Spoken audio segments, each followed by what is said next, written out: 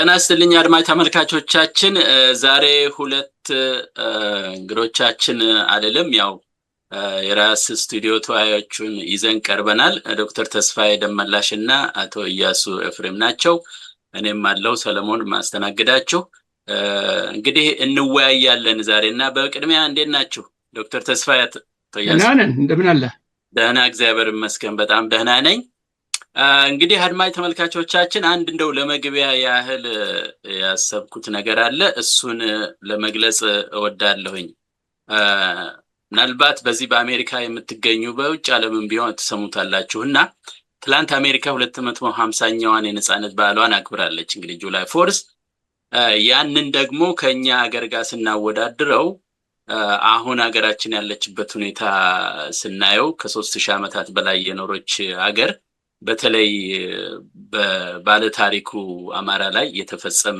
ያለው ሰቆቃ የሚታወቅ ነው ስለዚህ ከነጭራሹ ማሰሩ መግደሉ በድሮ መደብደቡ ምኑ ሁሉ እንዳለ ሆኖ እንዳይኖር ተደርጎ ከዚህ ምድረ ገጽ እንዲጠፋ እየተደረገ ነውና ይሄን ያለሳ ነው ያለ ምክንያት አይደለም ዛሬ ከበድ ያለ ንግግር እንጀምራለን ምክንያቱም ይሄ ኢትዮጵያ ውስጥ ያለው ፖለቲካ ዝም ብሎ ተራ የሆነ ፖለቲካ ቀውስ አይደለም የህልውና ጉዳይ ነው ስለዚህ በህልውና ጉዳይ ላይ ደግሞ ጠበቅ አድርገን የምንነጋገርበት ነገር ይኖራል ምክንያቱም ያሁን ያለውን መንግስት ቢሆንም ከዛ በፊት የነበረውም የህወሓት መሩ የኢህአዴግ መንግስት ሁሉም ያነጣጠረው በነባርነት ላይ ስለሆነ ይሄን ነገር ትኩረት ሰጥተን መነጋገሩ ጥቅም አለው ስላልን የምናነሳቸው ከበድ ያሉ ጉዳዮች አሉ ዛሬ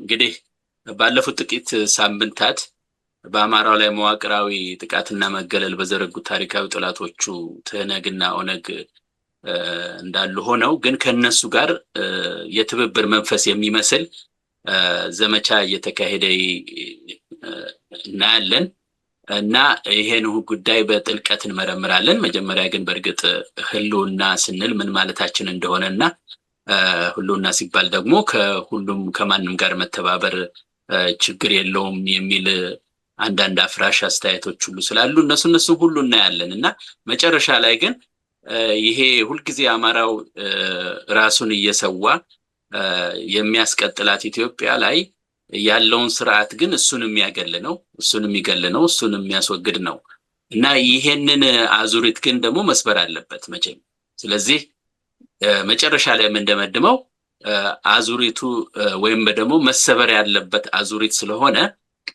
የሆነች ነገር ተጠቆም አድርገን እንግዲህ እናልፋለን ማለት ነው ይሄ ነው እንደው ጠቅለልስ አድርገው እና ከዚህ አንፃር እስቲ ወደ ዶክተር ተስፋዬ ሊጀምር ባንተ ያው ሁላችንም አስተያየት እንሰጥበታለን ሶስት ክፍሎች አሉ ዛሬ እንደዚህ ማቅረብ ፈለኩኝ ሶስት አሉ አንደኛው የህልውና ትግል ምንነትና የታሪካዊ ጠላቶች ትብብር ነው የሚለው በዚህ ውስጥ የምንነጋገርባቸው ሁለት ጉዳዮች አሉ እስቲ በጥያቄ መልክ ላንሳው የአማራ የህልውና አደጋ ላይ የጣሉት ኃይሎች ዛሬ እንዴት የህልውና ጠበቃ ሊሆኑ ይችላሉ ነው እስኪ በዚህ እንጀምር ዶክተር ተስፋዬ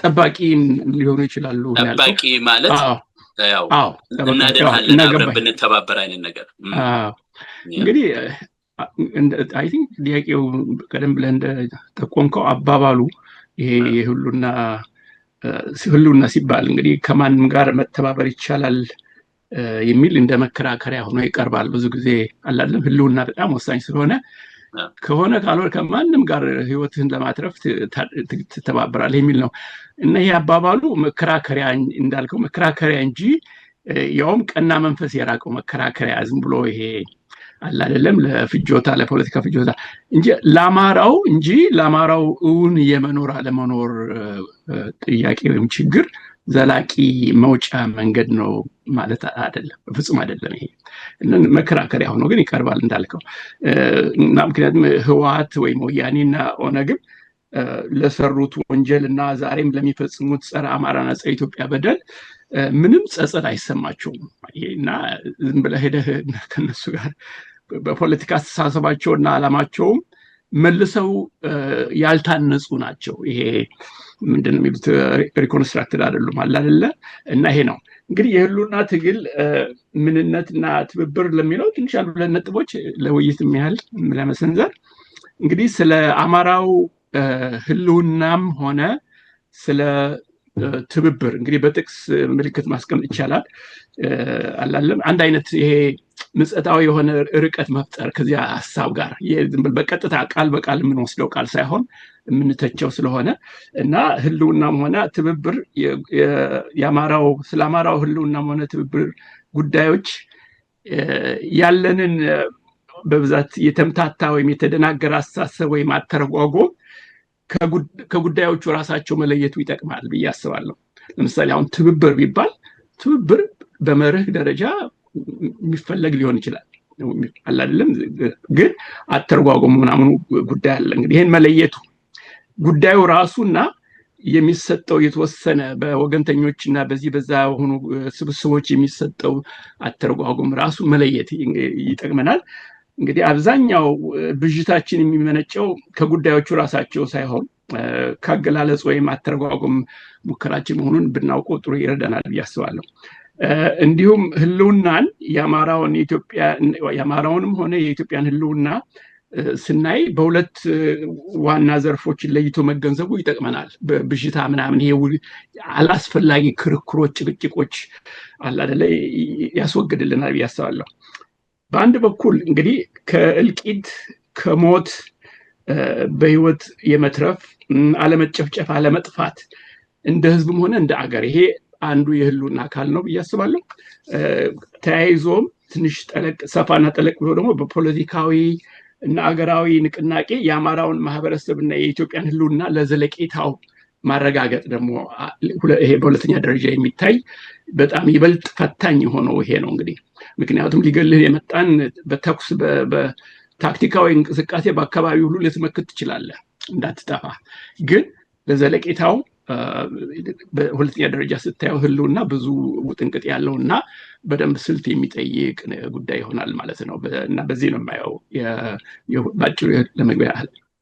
እሺ ለመግቢያ ያህል ይሄ ነው እንግዲህ ለመግቢያ ያህል ሁላችንም ማስተያየት እንስጥበት። እስኪ ኢያሱም በዚህ ላይ የህልውና እንግዲህ የአማራው ህልውና አደጋ ላይ የጣሉት ኃይሎች ዛሬ እንዴት የህልውናው ጠበቃ ሊሆኑ ይችላሉ ነው ጥያቄው። ተመሳሳይ ጥያቄ ነውና አንተስ እንዴት ታየዋለህ?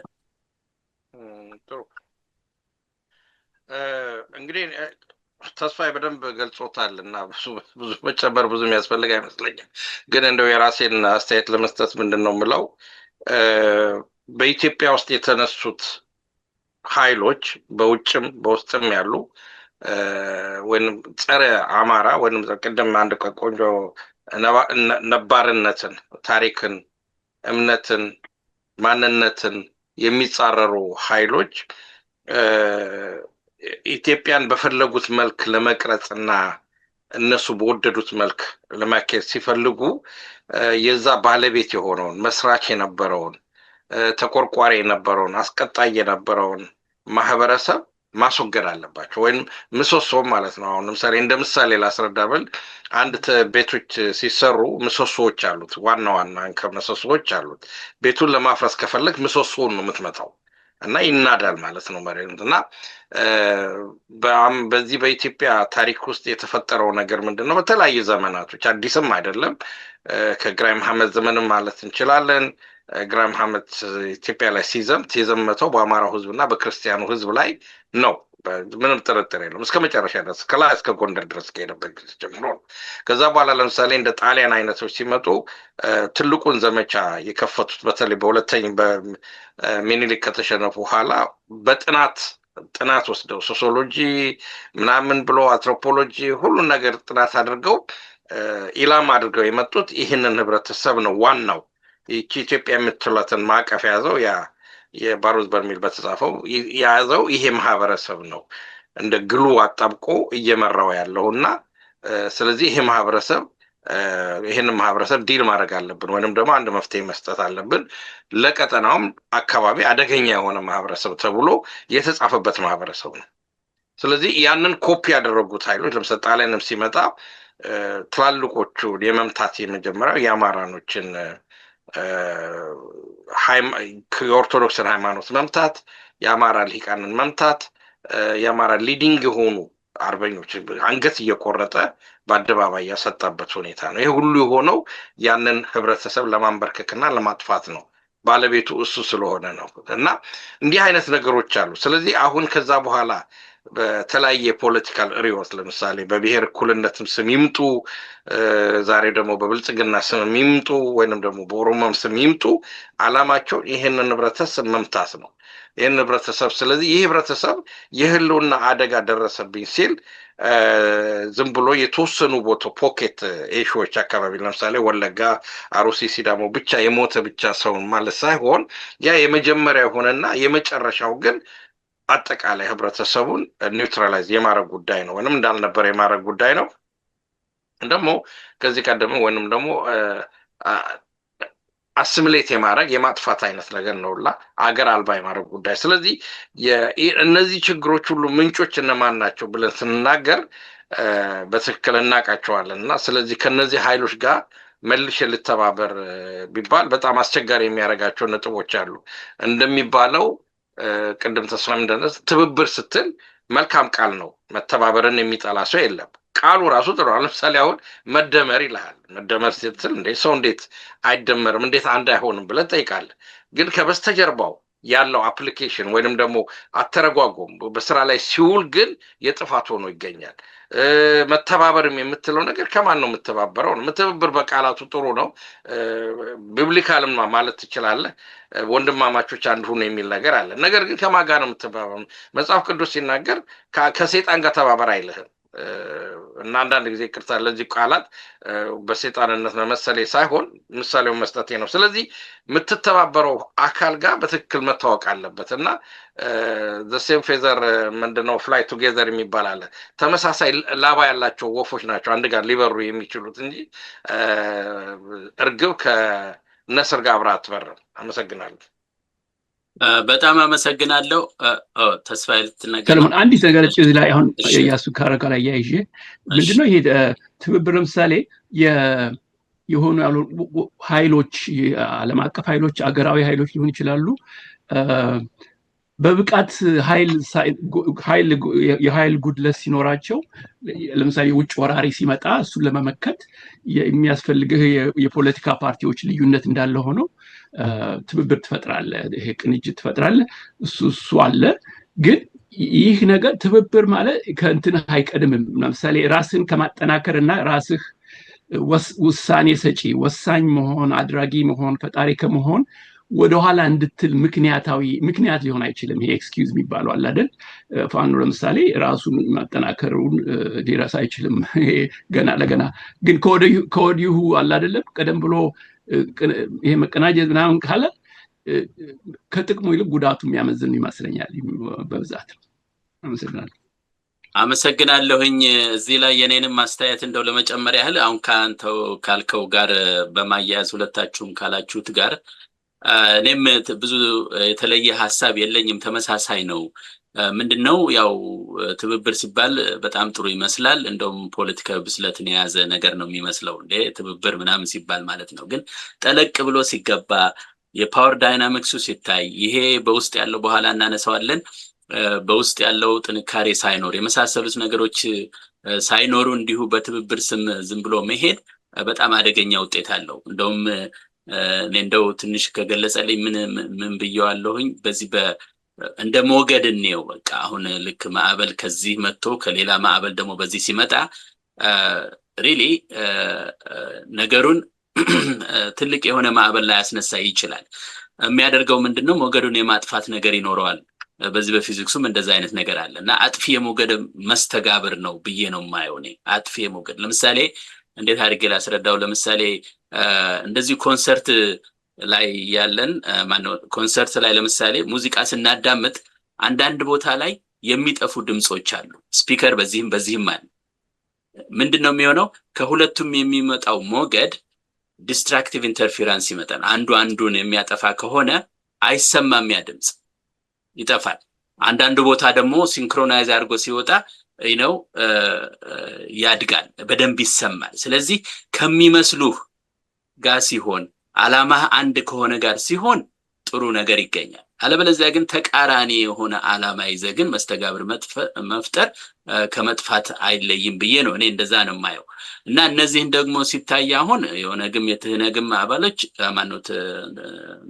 እነዚህ ትህነግና ኦነግ የሚባሉት ያው የዚህ ደራሲ ናቸው አይደለም፣ ኦተር ናቸው። የህገ መንግስቱም የምኑም አማራውን በማግለል የሰሩት የነሱ ጉዳይ ነው እና አሁን ከነሱም ጋር ብትሄድ ያው የምታገኘው ያንኑ ነው። ስለዚህ እኔ በአጠቃላይ ጥሩ መስተጋብር አይደለም ብዬ ነው የማየው ይሄን ጉዳይ እና ዘላቂ የሆነ መፍትሄ ሊሆን አይችልም። ለጊዜው እንደው ሰው ነው በትብብር መጡ ምናምን ሲባል ትንሽ ሰውን የማሳሳቻም ነገር ሊሆን ይችላል የማዘናጊያም እንጂ ዘላቂ ጥቅም ስለሌለው እኔም በዛ ነው የማየው እና ይሄ እንግዲህ ወደ ሁለተኛው እስኪ ልቀጥል። ወደ ሁለተኛው ስገባ ጥያቄ ካለ ምን ካለ እንዲህ በመካከል ካለ እየገባን እንትን ልንለው እንችላለን። ሁለተኛው ጥያቄን ዲስፕሌይ ላድርግ አሁንም። ኦኬ በዚህ ወቅት ላቅርበው መሰለኝ ከዚህ ጋር ይቅርታ። እሺ የአማራው እንግዲህ ህልውና ጉዳይ ላይ እንግዲህ የመተባበር ይቻላል ወይ መከራከሪያው ለማለት ዘላቂ መፍትሄ ይሆናል ወይ ምናምን ያልነው ጉዳይ ነው። እንግዲህ መጀመሪያ አካባቢ በአጋጣሚ ሁለተኛውንም አብረን ያየነው ይመስለኛል። ግን ምናልባት ቀረ የምትሉ ካለ ወደ ክፍል 2 ከመሄዳችን በፊት እንግዲህ መጀመሪያ ያነሳ ነው የአማራን ህልውና አደጋ ላይ የጣሉ ኃይሎች እንዴት መተባበር ይቻላል ነው፣ ሊጠብቁ ይችላሉ ነው። ሌላው በዛ ውስጥ የነበረው አንደኛው ደግሞ እንደ ጥያቄ ያዘጋጀሁት ምንድን ነበር? ለህልውና ሲባል ከማንም ጋር መተባበር ይቻላል የሚለው መከራከሪያ ለአማራው ዘላቂ መፍትሄ ነው ወይስ ራስን የማጥፋት ጅምር ይላል። ምናልባት በዚህ ላይ ትንሽ ቀረ የምትሉትን፣ ምክንያቱም አንደኛው ጠባቂ ሊሆን ይችላል ወይ ነው እነዛ የችግሩ ፈጣሪዎች የነበሩት የስርዓቱ ፈጣሪዎች የነበሩት። በሌላ በኩል ደግሞ አማራ ውስጥ በዚህ ጉዳይ ላይ ቢገባ ከጥቅሙ ጉዳቱ ያመዝን የለም ወይ ነው ትንሽ ሊዲንግ ኩዌስችን እንዳይሆን እንጂ እንዴት ይታያል እሱስ? እኔ አሁን ለምሳሌ ምን ብዬ አስቀምጠዋለሁኝ እንደውም የሚጠፋበትን ሌላ ነገር ማዘጋጀት መስሎ ነው የታየኝና እንደው ምን ትላላችሁ በዚህ ላይ? አሁንም ህልውናው ላይ ነው ያለ ነው ብዬ ነው ተስፋዬ። አንድ ሌላ ነገር ያልጠቀስነው ቀደም ብለን ለምሳሌ የትብብሩ የሚደረግባቸው ሁኔታዎች ወሳኝ ናቸው። ለምሳሌ በጣም ተቻኩሎ በህሊና ትግል ህልውና ልበለው እንጂ ህሊና ሳይሆን ህልውና ትግል አጣዳፊ ነው፣ ፋታ አይሰጥም፣ ጊዜ አይሰጥም፣ አሁኑ መደረግ ያለበት ነው ብለህ ይሄ ነገር በከፊል እውነታ ቢኖረውም ከተጋነነ አላስፈላጊ ጥድፊያ እና አንዳንዴ ደግሞ ይሄ ቀቢጸ ተስፋ አላለም ትንሽ ይኖርሃል።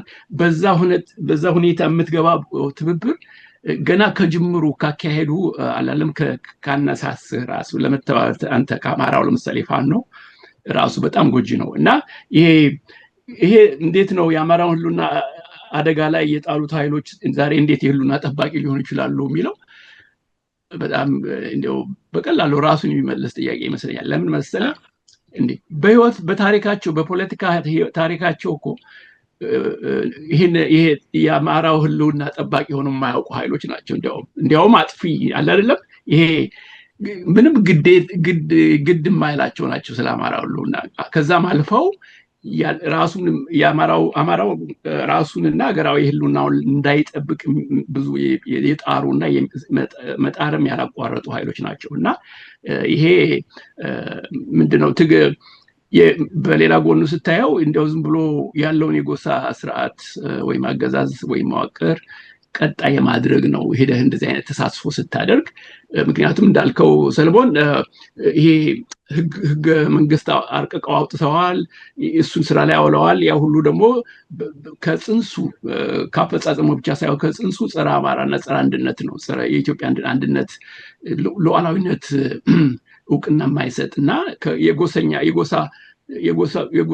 የጎሳዎች ቁጥር ድምር አለ አይደለም አርጎ ስለሚያይ ያለውን ስርዓት ነው መቀጠል የሚገፋፋ እንዲህ አይነት ትብብር አላለን ጠጋ ብለህ ስታየው። ስለዚህ በአንድ በኩል እንትን ተነስተህ ይሄ አጋነህ ህሉና ልጠፋ ነው ላልቅ ነው ጎበዝና ከሰይጣን ከምኑም ጋር መሬትም ልቧጥጥ ሰማይም ልቧጥጥ ብለህ ስትነሳ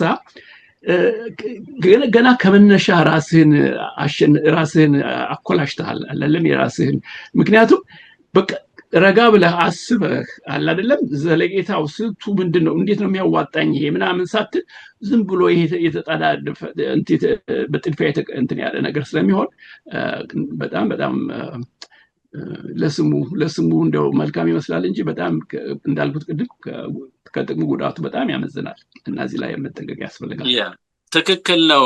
ምክንያቱም እንግዲህ ያው ተመሳሳይ ጥያቄዎች ስለሆኑ ነውና በዚሁ በክፍል አንድ ውስጥ ነው ያለ ነውና ያው እንግዲህ ይሄ መተባበር ሲባል ያው ለ33 ዓመት በላይ ነው እንግዲህ ጸረ አማራ መዋቅር ዘርግተው ይሄን ነገር ሲያካሂዱ ነው። እኔ በአማራጭ አቀረብኩት፣ ግን ከአማራጭ ውጪ ሌላም ካለ ይቻላል በአስተያየት። ምክንያቱም አንዳንድ ጊዜ ዝም ብሎ ይሄ ጠላትን በጠላት መምታት ነው ወይስ ህልውና ያረጋግጥልሃል ወይስ ራሱ አማራው እንደገና በራሱ እጅ ቢላውን መሳል ነው ብዬ አስቀምጨዋለሁ። እና ምንድነው ሪሊ መተባበር ራሱን ከሚገሉት ሰዎች ጋር መተባበር ምንድነው ሪሊ?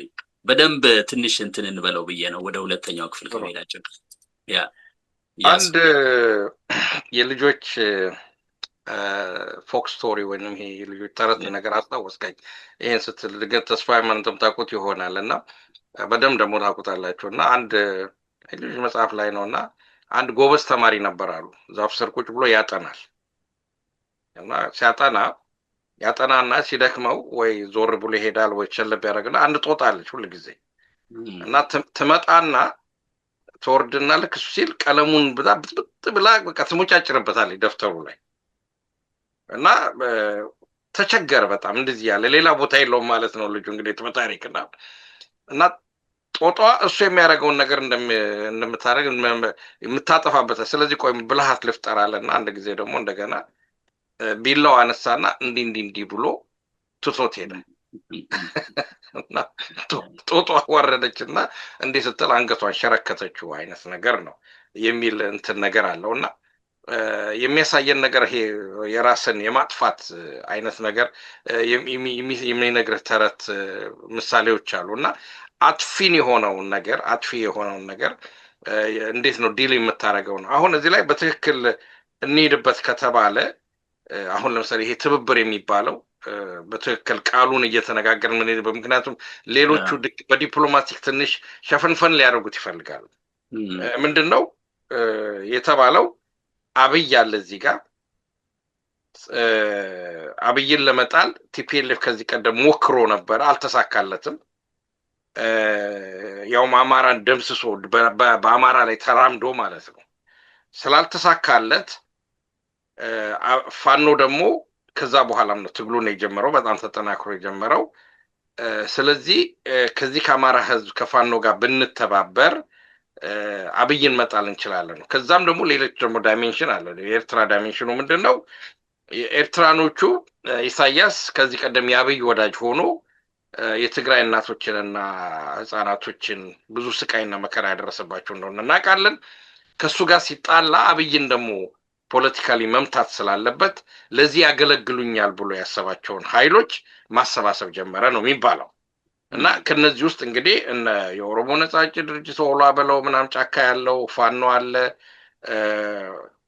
እንደገና ደግሞ ቲፒኤልኤፍ ራሱ አለ። እንግዲህ ቲፒኤልኤፍን ስናቀው ጄኖሳይድ ተፈጸመብኝ የሚለው ወይንም ደግሞ ጄኖሳይድ ፈጸመብኝ የሚብለው በአብዛኛው የኤርትራ ወታደር እንደሆነ እናውቃለን። እና እነዚህ ነገሮች አሉና እነዚህ ይሄንን ነገር ሰብስቦ ጽምዶ በማለት በአብይ ላይ የመተኮስ ጉዳይ ነው የመጣው። ስለዚህ ግን አሁን ሶስቱንም በደንብ ለይተን ስንመለከታቸው አማራው ትግል መጨረሻ ትጥቅ ትግል ያነሳ ጠመንጃ ያነሳ ህልውና የተደፈረብኝ ስጋት ላይ ነኝ ብሎ በተለይ ኢቭን በሚገርም ሁኔታ በጣም ማይል በሆነ በትንሹ እንቅስቃሴ ይንቀሳቀስ ነበር እንጂ ወያኔ በነበረችበት ሰዓት ይህን ያህል የጠነከረ እንዲህ አይነት ትጥቅ ትግል አናነሳም። ግን አብይ ከመጣ በኋላ ብልጽግና የሚባለው ይሄ መደመር ፍልስፍና ኦሮሞማ ምናምን የሚባሉት ነገሮች በአንድ እሽግ ከመጡ በኋላ አማራውን እንደምናውቀው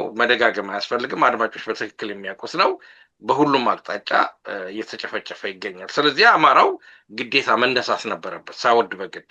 ያም ግድያ ደግሞ በተለምዶ ከዳር ሀገር ከምንለው ወይንም ደግሞ ከሌሎች አካባቢዎች ዘልቆ መጥቶ እስከ ባህር ዳር ድረስ የገባበት ሁኔታ ነበረ እና ያለበት ሁኔታ ነው ያለው። ስለዚህ አሁን አማራው አብይን ስለታገለ አብይን ወደ ስልጣን ያመጣው ራሱ አድማጮች በግልጽ ይታወቃል የወያኔ ወይንም ደግሞ የዚህ የብሔረሰብ ፖለቲካል ስሪት ነው። ያ ፍልስፍና ነው ይዞት የመጣው። አብይ ያንን መሰረት አድርጎ ነው ተጠቅሞበት እየሰራ ያለው። አዲስ ነገር የፈጠረው ነገር የለም። ነገር ግን የበለጠ አሻሽሎት የበለጠ ጨካኝና ብሩታል አድርጎት ህዝቦችን በመከፋፈልና በመግደል ላይ ይገኛል አብይ።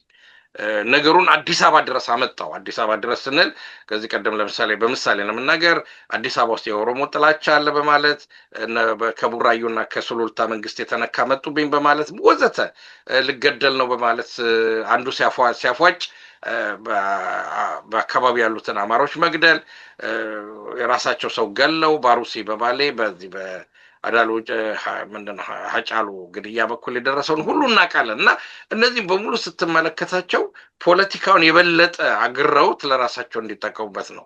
እና አሁን እዚህ ላይ ማስመር የምንፈልገው በትክክል አድማጮች እንዲረዱት፣ አዎ አብይ የአማራ ህዝብ ብቻ ጠላት አይደለም። አብይ የኢትዮጵያ ህዝብ ጠላት ነው። የትግሬውም ጠላት ነው፣ የኦሮሞም ጠላት ነው፣ የአማራውም ጠላት ነው። ይሄ ምንም ጥርጥር የለውም። የጋራ ጠላታችን ነው። የጋራ ጠላታችን ነው። ነገር ግን ይህንን የጋራ ጠላት ለመዛት የፖለቲካል ዊዝደሙ እውቀቱ የሚለው ምንድነው? የጠላት ወዳጄ ነው። ስለዚህ ያንን ተባብረን ማስወገድ አለብን ነው። ይሄ በፖለቲካሊ ብዙ ነገር ተደርጓል። ለምሳሌ በቻይና ከጃፓኖችን ለመዋጋት ኮሚኒስት ፓርቲው ከመንግስት ተባብሮ ተዋግቷል። ወይንም ደግሞ በናዚ ጦርነት ዘመን በሁለተኛ ዓለም ጦርነት ኮሚኒስቱ ከካፒታሊስቱ ጋር ተዋህዶ ጦርነት አካሂዷል። ማለት ስታሊንና ዊንስተን ቸርችል አንድ ጋር ሆነው ሂትለርን ወቅተውታል። እና እንዲህ አይነት አፈጻጸሞች በታሪክ ውስጥ ነበሩ። ነገር ግን ጦርነቱ ካለቀ በኋላ ልዩነቱ ምንድነው? ሁሉም በየራሱ ቋት ውስጥ የሚገባና የራሱን ህይወት የሚቀጥል ነው።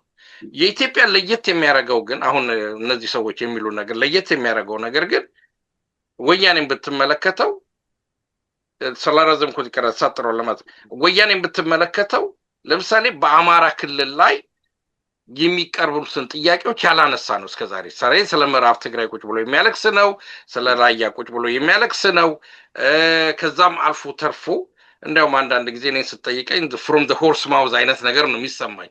ምክንያቱም በዚህ ዲቤት ውስጥ ነበርኩበትና እና these people they want to come back to power የሆነን ሰው ወደ ስልጣን በማምጣት የራሳቸውን አልቲሜት ጎል የመፈጸም ጉዳይ ነው። እና ያ ደግሞ መጨረሻ የሚሆነው በአማራው ህዝብ ዋጋ ወይም ኤክስፔንስ በማስከፈል ነው።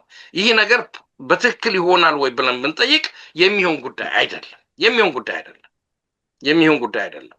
እና የሚሆን ጉዳይ ስላልሆነ ቅድም ተስፋ እንዳለው ከጅምሩ የከሰረ ነው እና የወደቀ ነው። የአማራ ህዝብ ፋኖ ሲደግፈው ከላይ እስከ በሙሉ አንድ ጋር ተባብሮ ሲደግፈው አንድ ዓላማ አለው። የአብይንም ይመጣል። ሁለተኛ ደግሞ ያንን ስርዓት ያመጣበትን ፍልስፍና ራሱ አውልቆ እንዲጥል ነው። በብዙ ዲስከሽኖች ሰነድ ዝግጅቶች የምንለው ይሄንን ነበረ። የህገ መንግስቱ ይፍረስ ይለወጥ በምንልበት ሰዓት የብሔር ፖለቲካ ያመጣው በኢትዮጵያ ውስጥ ሞትና ረሃብ ሰቃቋና ስቃይ ስለሆነ ይሄ ነገር ይወገድ ነው።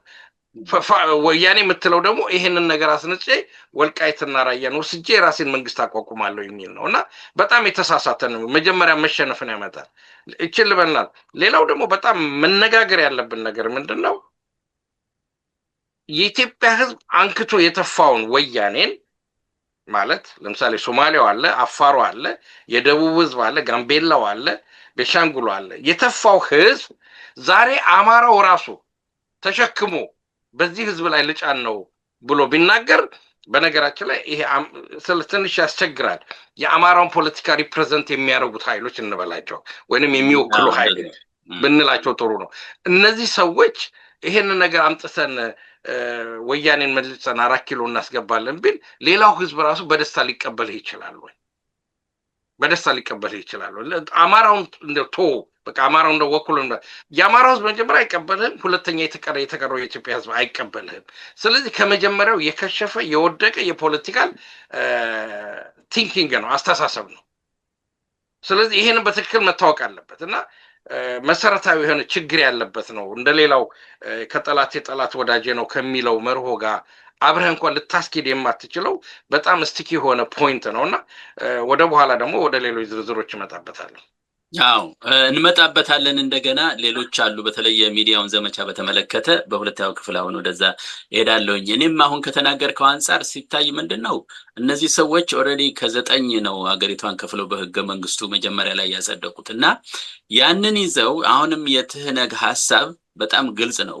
ትብብር ሲልህ በቃ አንተ ሞተህ ወይም ደግሞ እንትን ብለህ እኔ ነፃ ልውጣ ነው። ቤዚካሊ ባለው ህገ መንግስት መሰረት ነፃ ወጣለሁ ነው።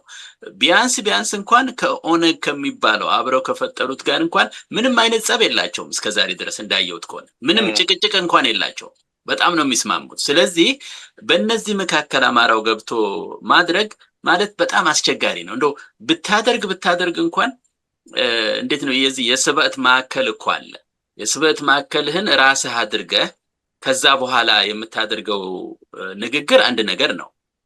ይሄ እኮ በዚህ መዋቅር እንደገለጽኩት ቅድም ባለው ስርዓት በምን ሆነ ከሄድክ የስብዕት ማዕከሉን ለነሱ ሰጠህ ማለት ነው። በቃ ከዛ ያው መጠቀሚያ ሆነ ነው የምትቀረውና ያንኑ አዙሪት ብለን ዛሬ ያነሳነው ርዕስም ለዚህ ነው። የህልውና ትግል ወይስ የትብብር ወጥመድ?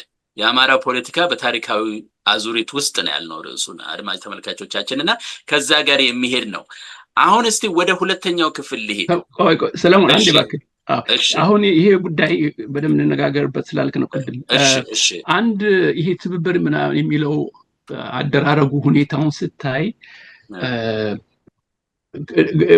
አማራው እንደዚህ ማድረግ የለበትም አለበት ከማለታችን በፊት እንደው ምንድነው ይሄ ምን ነገር መገለጫ ሆኖ እናየዋለን መሰለ። ይሄ አንደኛ በአማራው ትግል በፋኖ የህልውና ትግል እና በኢትዮጵያ የሉዓላዊነት ትግል ይሄ ታጋይ ኃይሎች የፋኖ ኃይሎች እንግዲህ ስትናያቸው የራስ ቤት ስራ ላይ የራስ ቤት ስራን ችላ ማለት የራስ ቤት ስራ ምለው ቶሎ ብለህ ወደ ትብብር ስትል ምንድነው ራስህን ማወቅና ማጠናከርና መግዛት መጀመሪያ ራስህን መግዛትና መቆጣጠር ስትችል የራስን አቅም መገንባት ከነዚህ የቤት ስራዎች ወደ ኋላ ማለት ነው።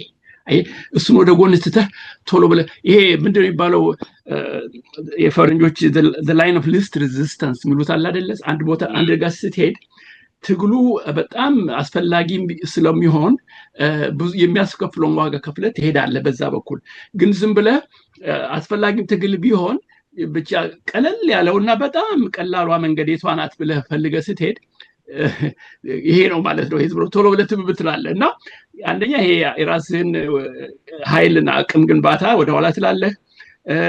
ሌላው ደግሞ አሁን በወረስነው አገራዊ ቅርስ ላይ በእርግጠኛነት ቆመህ ያለ አይደለም የስበት መዓል ሆነህ እንዳልከው ተደራዳሪ ተባባሪ ብቻ ሳይሆን እንዲተባበሩ ምትል ራስ የስበት መዓል ትሆናለህ። ይሄ ሁሉ ምን ያሳያል? አማራው ፋኖ በተለይ ካለው ታሪካዊም ሆነ ወቅታዊ ቅርስ በታች ነው ክንውን የሚያደርገው ፐርፎርም የሚያደርገው። አሁን ለምሳሌ ቦክሰኞች አለ አይደለ? ከዚህ በፊት ምክንያት ይሄ ለምሳሌ ቦክሰኞች በክብደት ነው የሚመጣጠኑት አይደለም ቦክስ ስትገጥም እና አንተ ከምትዋጋው ቦክሰኛ ጋር ክብደት ሲመዛዘን በጣም ዝቅተኛ ሆነህ ግን በጣም ጎበዝ ነህ ታክቲክ እና ብዙ ችሎታም ስላለህ መንፈስህም ተዋጊነትህም ከባድ ስለሆነ ከዛኛው በልጠህ ከትልቁ ከከባዱ ሰውዬ እናንተ ምን ትባላለህ ከክብደትህ በላይ ነው የምትዋጋው እና ፋኖ ከክብደቱ ከቅርሱ ከእምቅ አቅሙ በታች ነው የሚካሄደው አይደለም። ይሄን ሪሊ አንኳር ነጥብ ይመስለኛል። ሌላው ደግሞ የተወሰኑ ከፋኖ በፋኖ ውስንነት ብቻ የምናየው አይደለም። ጠቅልል ያለ እንትን ስናየው አንዳንድ ኪሳራዎች አሉ።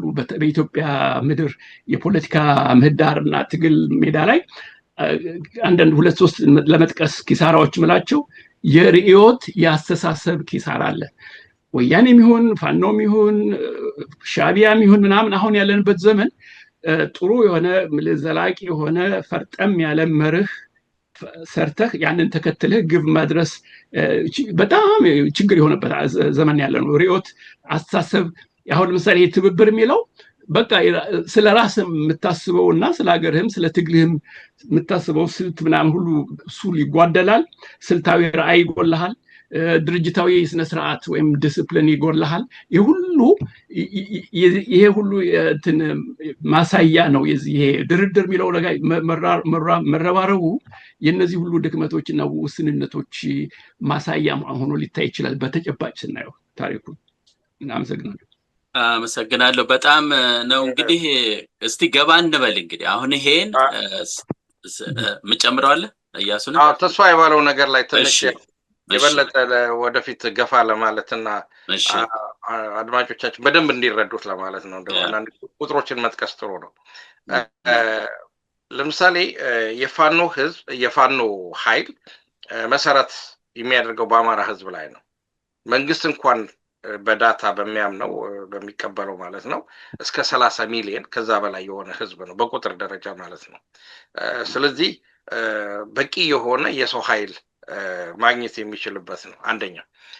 ሁለተኛ ደግሞ አሁን ይሄንን ከወያኔ እመራዋለሁ ከምትለው አካባቢ ህዝብ ጋር ስንመለከተው ወደ 6-7 ሚሊዮን አካባቢ ነውና በትንሹ በ20 ምናምን ሚሊዮን ህዝብ የምትበልጥ ህዝብ ነው በቁጥር ደረጃ ማለት ነው።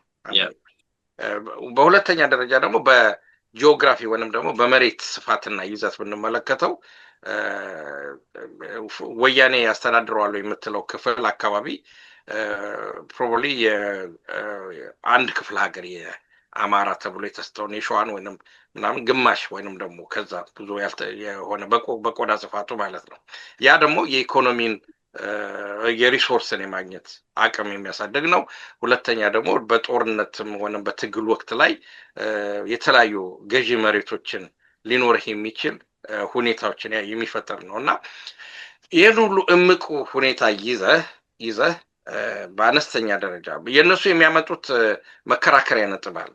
ያ መከራከሪያ ነጥብ በትክክለኛ ስሌት የተቀመጠ አይደለም ማለት ወይንም ደግሞ የተጠና አይደለም። በእርግጥ ምንድነው በ50 ዓመት የትግል ዘመናቸው ቲፒኤልኤፍ ህዝብን ሞቢላይዝ የማድረግ ከዚህ ቀደም ደግሞ በስልጣን ላይ በነበሩበት ጊዜ እንደምታስታውሱት ከነበሩ 60 ጀነራሎች ውስጥ 50 ምናምኖቹ የጦር መኮንኖች እነሱ ስለነበሩ እንዲህ አይነት ነገሮች አድቫንቴጅ አላቸው አይነት ነገር ወይንም ደግሞ የተለየ ነገር አላቸው ብሎ ስለሚታሰብ ከደሱ ጋር ብንሆን የተሻለ ድል እናገኛለን ነውና ቲፒኤልኤፍ ራሱ በፖለቲካል አቋሟ ብትመለከተው የተፈረካከሰች ነች ማለት ግማሾቹን ከጀነራል ሳሞራ ጀምረ እስከ ጻድቃን እንደገታቸው ምናምን የመሳሰሉት ብዙ ቲፒኤልኤፍ አማሎች ከእንትን ጋር ከአብይ ጋር የተሰለፉ ናቸው። የፖለቲካል መሰረቷና ራሱ የተነጋ ነው እና ይህን ስትመለከቱ ራሱ ቅድም ተስፋዬ ካለው የራስን አቅም ካለማወቅ ችሎታ ካለማወቅ እና ያንን ሪሶርስ አንደር ዩዝ የማድረግ ጉዳይ ነው እና ድንገት የሰነፍ ተማሪ አይነት መንገድ ሊሆን ይችላል እና ቀላሉን መንገድ የመምረጥ ነው እና ይሄ ደግሞ የተፈጠረው እዚህ ላይ ልብ እንፈልጋለን። ይሄ ደግሞ በጣም የተፈጠረው አፋምን የሚባለው ድርጅት አንድ ሆኖ ከተዋቀረ በኋላ ነው። በጣም አንድ ሆኖ ከተዋቀረ በኋላ ነውና ስልህ የራሴ ፖለቲካል ሪዘርቬሽን ነበረኝ በዛ አካባቢ። አመሰራረቱ እንዴት ነው? አወቃቀሩ እንዴት ነው? ግን አጠቃላይ ኮንሰንሰስ የነበረው አንድ የአማራ ህዝብ ትግል አንድ መሆኑ የተሻለ ነው ብለን ስናስብ ከዚህ ቀደም አንዳንድ ሰዎች ያነሱት ስጋት ምንድነው? ሊጠለፍ ይችላል ወይንም ደግሞ አመራሩን በቀላሉ ሊመታ ይችላል ወይንም ደግሞ ኮራፕት ሊሆን ይችላል ብለው የሚያነሱት ነበር። ለምሳሌ አንዳንድ ሰዎች ከዛ ቀደም የተበታተነው የአማራ ህዝብ ትግል በአንድ በኩል አድቫንቴጅ ጥቅም አለው። ምክንያቱም በቀላሉ በማናቸውም በጠላት ማኒፑሌት ሊደረግ አይችልም የሚለውን ነገር ሲያመጡን ነበር እና ሁለት አይነት ስኩል ኦፍ ቶት ወይንም ደግሞ አመለካከቶች ነበሩ በዚህ ጉዳይ ላይ። ህብረት ድር ቢያብር አንበሳ ያስር ነው፣ መበታተናችን ጥሩ አይደለም፣ ትግላችንን ያዳክማል የሚል ነው። ብንተባበር የተሻለ ውጤት እናመጣለን ነው። ሌላው ደግሞ ነው ይሄ መተባበሩና አንድ መምጣቱ ከሴፍቲ አንጻር አደገኛ ነው የሚል ነው እና አንዳንዶቹ በዛኛው ስኩል ኦፍ ቶት ውስጥ የነበሩ ሰዎች የሚናገሩት ነገር እውን የሆነበት ሁኔታ ነው ያለው። አሁን በዚህ ጉዳይ ላይ በእርግጥ ለምሳሌ ከአፋብን የሚወጣው መግለጫ በኋላ እንመጣበታለን። የሚወጡት መግለጫዎች የተደበሰበሱና ምንም ኮንክሪት የሆኑ አይደሉም። ነገር ግን በተለያየ መንገድ እነዚህን ነጥቦች ደግሞ የምናገናኝባቸው መንገዶች አሉ። ይሄን ያህል ማንም ዳም የለም እዚህ አብስልህ አንዳንድ ጊዜ ሰዎች ትሪት ዩ ላይክ ስለምንም የማታውቅ አይነት ነገር አይንህን ጨፍነህ ላሞኛህ አይነት ነገር የሚመጣ ነገር ይታያል። እንዲህ አይነት ሊሆን አይችልም። እዚህ ላይ ቁጭ ብለህ 24 hours ሚዲያ ላይ ቁጭ ብለህ የምትውልና አናላይዝ የምታደርግ ሰው ዶቶቹን ማገናኘት አያቅተንም እና ምን እየተሰራ እንዳለ በትክክል እናውቃለን። ስለዚህ አንድ ሪሶርስ ያለው ተስፋዬ በትክክለኛ በዚህ በቁጥር በአሃዝ ሊገለጽ ይችላል ብዬ ነው የማስበው። በጣም ጥሩ ነው። ግን አሁን መጨረሻ ላይ አሁን በጠቀስካቸው የሁለቱ ውህደት ላይ በሚባለው ወደ ሌላ አንሄድም። ግን በእኔ አመለካከት ደግሞ በዛ ወቅትም ቢሆን አሁንም ድረስ ያለው ግልጽነት የጎደለው ነው። በጊዜው እንደዛ አይነት ነገር አንድ ነገር ሲፈጠር አንድነት ሲሆን በምን ጉዳይ ላይ ነው ተወያይተው የተማመኑበት ምናምን የሚለው ዝርዝር የለም። ሆነ ለመናገር ዝርዝር ሲባል የግድ ሚስጥር ነገር ሳይሆን ወታደራዊ ሳይሆን ይሄን አሁን የምንለውን ምናልባት ለዚህ ስጋት አሁን ለዚህ ነው ከሌ ነው ለማለት በጣም የሚከብድ አሁንም በዛው መንገድ ነው ሊነዱን የሚፈልጉት ማለት ነው። ስለዚህ ይሄ ወደ ሁለተኛው ክፍል ያመራኛል።